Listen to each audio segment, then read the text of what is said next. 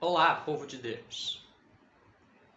É chegado o momento do nosso devocional diário. Estamos fazendo a leitura da carta aos Hebreus. E hoje vamos ler o capítulo de número 7, que tem como tema, na versão da Bíblia de Jerusalém, a continuação do sacerdócio de Cristo. Do versículo 1 do capítulo 7 até o versículo 3, trataremos de Melquisedeque. E do versículo 4 até o 10, vamos ler a passagem em que Melquisedeque, o sumo sacerdote de Salém, recebe das mãos do patriarca Abraão o dízimo. Depois vamos ler do versículo 11, tudo isso no capítulo 7. Versículo 11 ao versículo 14, do sacerdócio levítico ao de Melquisedeque, né? Pegando ali de Arão, irmão de Moisés, até Melquisedeque. Depois do versículo 15 ao 19, a abrogação de prescrição anterior. Do versículo 20 ao versículo 25, vai tratar da imutabilidade do sacerdócio de Cristo. E concluindo a leitura do capítulo 7, dos versículos 26 ao 28, a perfeição do sumo sacerdote celeste. Vamos então a esta leitura, começando do versículo 1, do 1 ao 3, tratando de Melquisedeque.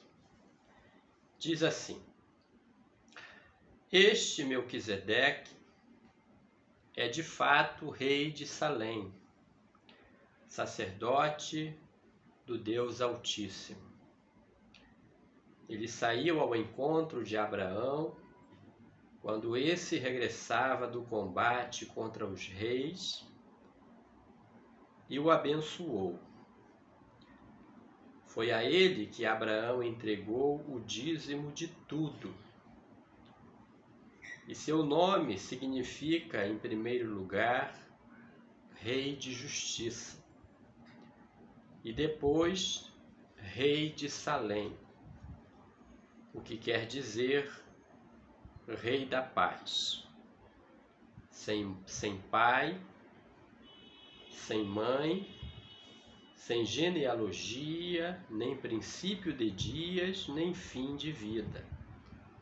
É assim que se assemelha ao Filho de Deus e permanece sacerdote eternamente. Então aqui o escritor aos Hebreus faz-nos lembrar de que Melquisedeque, rei de Salém, sacerdote do Deus Altíssimo, é uma figura de Cristo, o nosso sumo sacerdote eterno. Continuemos na leitura. Melquisedeque recebeu o dízimo de Abraão, versículos 4 ao 10. Vede, pois, a grandeza deste homem, a quem Abraão, o patriarca, entregou o dízimo da melhor parte dos despojos. Ora, os filhos de Levi, chamados ao sacerdócio, devem, segundo a lei, cobrar o dízimo do povo, isto é, de seus irmãos, embora sejam também eles descendentes de Abraão. Aquele, porém, embora não figure em suas genealogias, submeteu Abraão ao dízimo e abençoou o portador das promessas. Ora, é fora de dúvida que o inferior é abençoado pelo superior. Além do mais, os que aqui recebem o dízimo são mortais, ao passo que ali se trata de alguém do qual se diz que possui a vida. E, por assim dizer, na pessoa de Abraão, submeteu ao dízimo até mesmo Levi, que recebe o dízimo, pois ele ainda estava nos rins no seu antepassado, quando se deu o encontro com Melquisedeque. Então aqui o escritor aos Hebreus relembra da prática do dízimo. As 12 tribos de Israel, uma delas foi separada para o sacerdócio, para as coisas santas, para a manutenção, transporte, montagem, desmontagem, transporte do tabernáculo. E essa tribo não teria direito à divisão da terra prometida. Mas eles habitariam em porções de todas as tribos e receberiam como salário para sua manutenção o dízimo das demais tribos de Israel. Vamos prosseguir.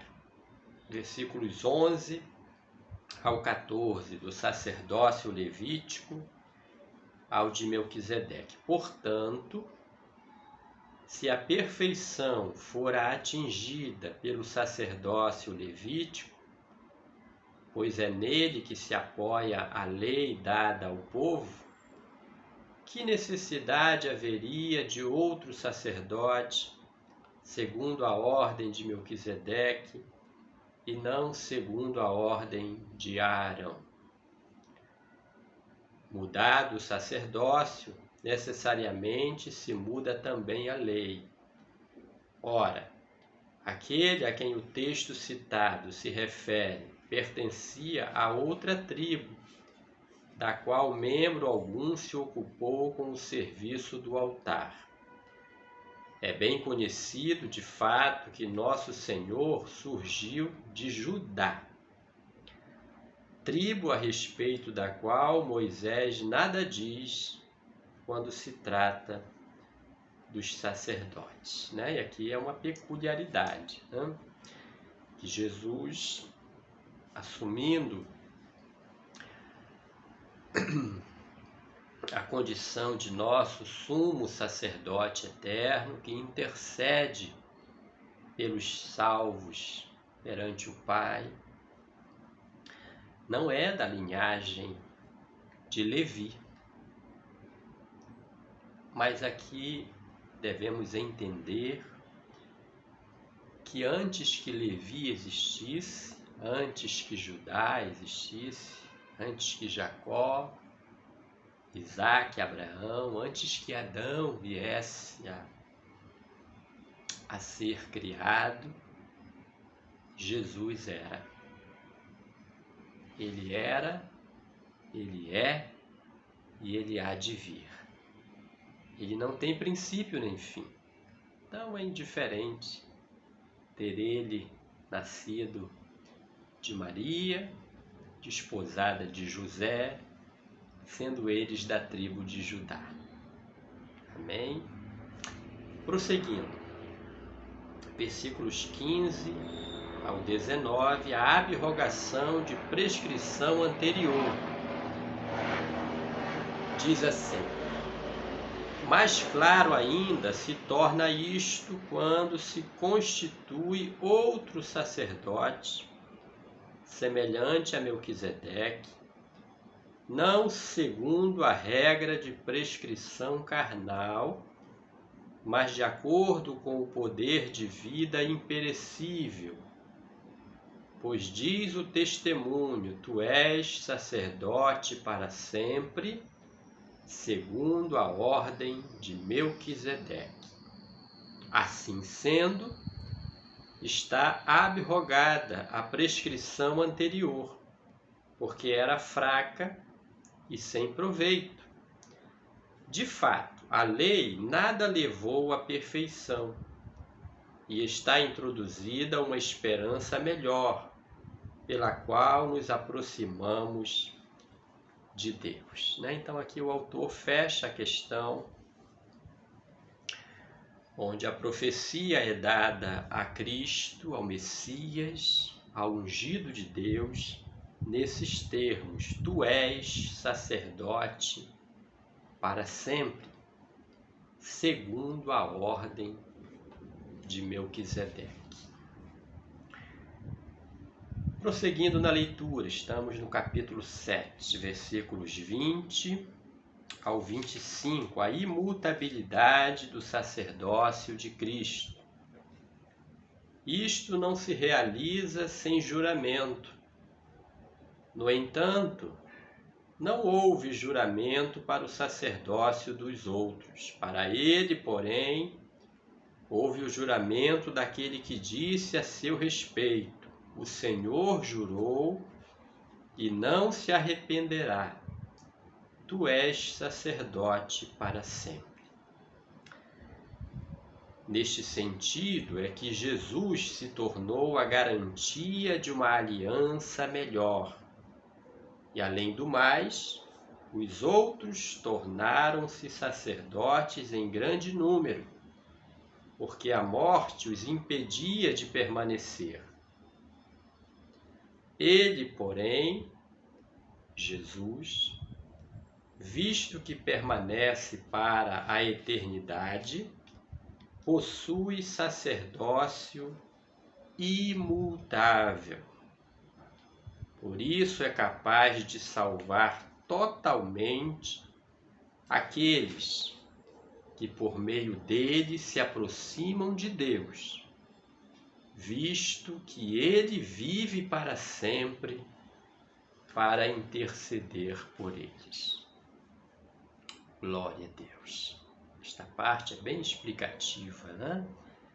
E aqui o autor já identifica quem é este sumo, esse sacerdote para sempre, segundo a ordem de Melquisedeque. É Jesus, o nosso sumo sacerdote.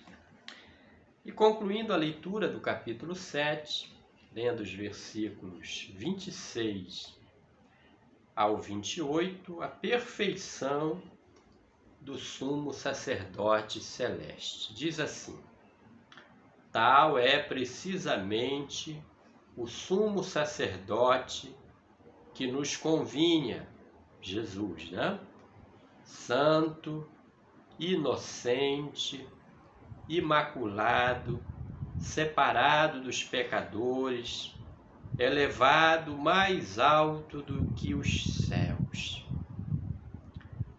Ele não precisa, como os sumos sacerdotes, oferecer sacrifícios a cada dia, primeiramente por seus pecados e depois pelos do povo.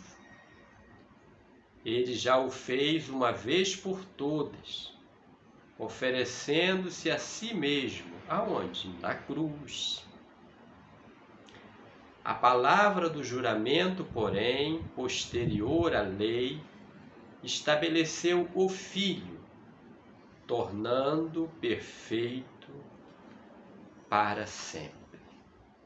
Glórias a Deus. Aqui o autor da carta aos Hebreus traz a proeminência do sacerdócio eterno de Cristo. Fica bem claro na leitura deste capítulo 7, a grandeza, a perfeição do nosso sumo sacerdote. Glória a Deus. Que Deus te abençoe. Estamos lendo a carta aos Hebreus, uma carta dirigida aos cristãos de origem judaica que estavam vivendo tempos de perseguição religiosa impetrada pelo Império Romano, e essa perseguição estava levando alguns cristãos de origem judaica a voltarem ao judaísmo com o fim de escaparem à perseguição. Então, este autor traz estas verdades das Escrituras para relembrar que nós não podemos esmurecer, voltar atrás, mas seguir avante, com os nossos olhos postos em Jesus, o autor e consumador da nossa fé. Glória a Deus. Seja abençoado, você e sua família, em nome de Jesus. Amém.